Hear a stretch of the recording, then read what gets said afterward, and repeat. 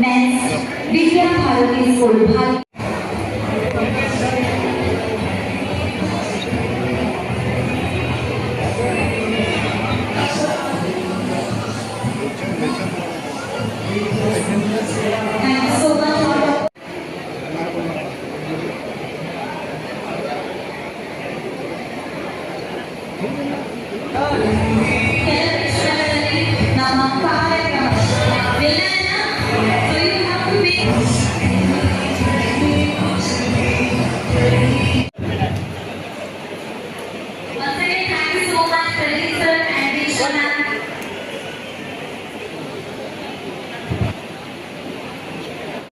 नहीं मिल रहे हैं। इसलिए मैं आपको रिक्वेस्ट कर रहा हूँ, 2 मिनट खत्म हो गया, एक किस्सा सुनाता हूँ।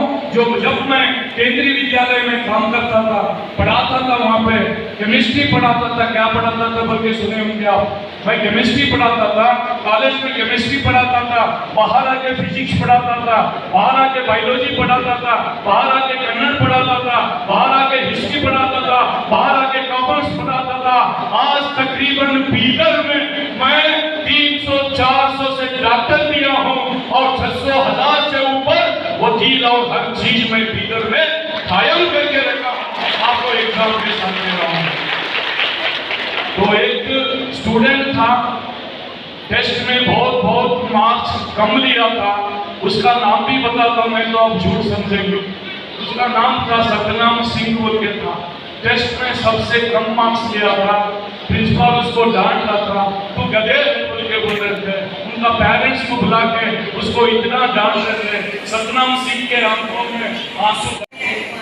बच्चों के साथ से ज्यादा पेरेंट्स से बात करते हैं। देखो आप सब बच्चों ने अब सोच तो लिया है कि आप क्या करने वाले हैं, पर जब वो किसी सोच लेते हैं तो इसका मतलब है कि हमारी आगे हो चुकी है डन। फिर हम प्रोसेस में चलते हैं कि हमें वो चीज करनी कैसे है। और ऐसा आप लाइफ में देखोगे ना, बहुत लोगों की उम्र निकल जाती है, यही नहीं पता चलता कि करना क्या है। कहते हैं ना कि कुछ लोगों के जीवन का कोई उद्देश्य ही नहीं होता, वो भटकते रहते हैं। तो आप बहुत लकी हैं, और मैं बोलूँगी आपसे ज़्यादा आपके पेरेंट्स लकी हैं अगर आपके बच्चे को ये पता है कि आप उसको पता है कि उसको क्या करना है। नहीं तो पेरेंट्स पीछे पीछे भागते रहते हैं, अब बता दें 10th के बाद क्या लेना है, अब बता दें क्या लेना है। और अगर बेटा आप उस प्रोसेस तक पहुँच चुके हो तो अगला काम आपका सिर्फ एक ही है कि आपको एक्शन पे आना है। और एक्शन जो होता है ना बेटा, जो बच्चा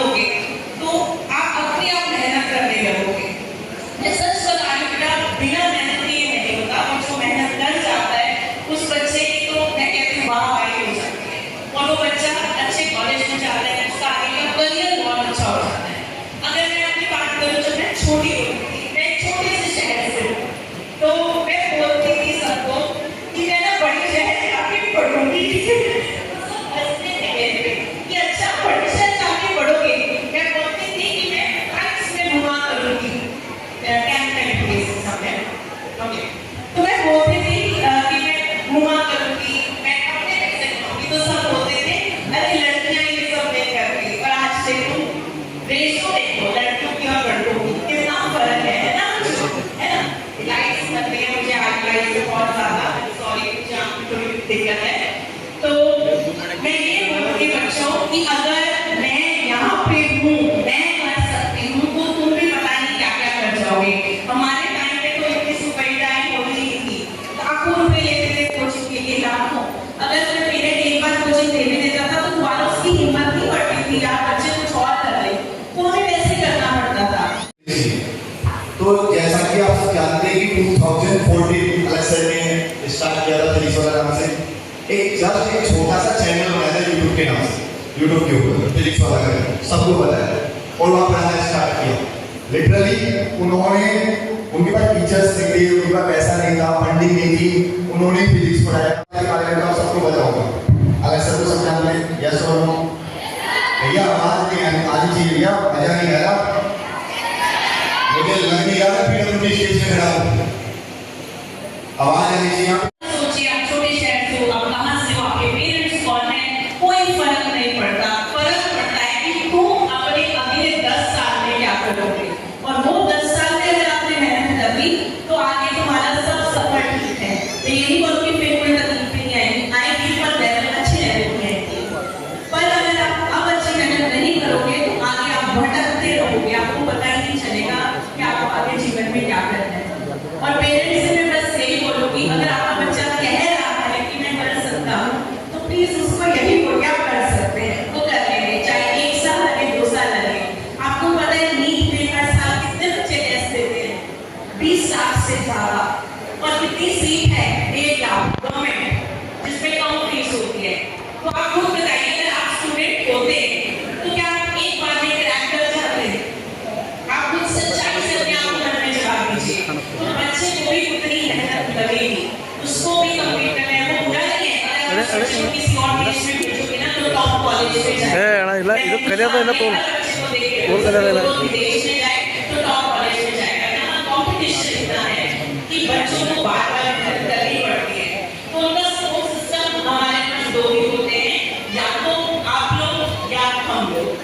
अगर इन दोनों से सपोर्ट ना मिले तो बच्चा भटक जाता है। तो प्लीज उनका सपोर्ट करिए, और हर बच्चे में पोटेंशियल होती है, वो बच्चा जरूर अच्छा कर सकता है। क्यों बच्चों करके दिखाओगे? पक्का पक्का। देख लो आपने पेरेंट्स को मैं बोल रही हूँ आपके लिए, क्योंकि मैं आप सबको समझती हूँ अच्छे से। होना आप प्यारे प्यारे बच्चे, हाँ तो बस मेहनत करेंगे खुल के, जी जान लगा के, इतनी मेहनत करो कि कल को जब आप खुद को मिरर में देखो ना तो जवाब दे पाओ कि मैंने मेहनत करी थी, बात का पता नहीं, किसी और को हमने जवाब नहीं देना है। लोग क्या सोचते हैं, क्या समझते हैं, उसमें डिपेंड नहीं करता। आप अपने बारे में क्या सोचते हैं, आप अपने लिए क्या सोचते हैं, आप अपनी लाइफ को क्या बनाना चाहते हैं, उसी पे ही डिपेंड करता है। ठीक है, आई बात समझ में?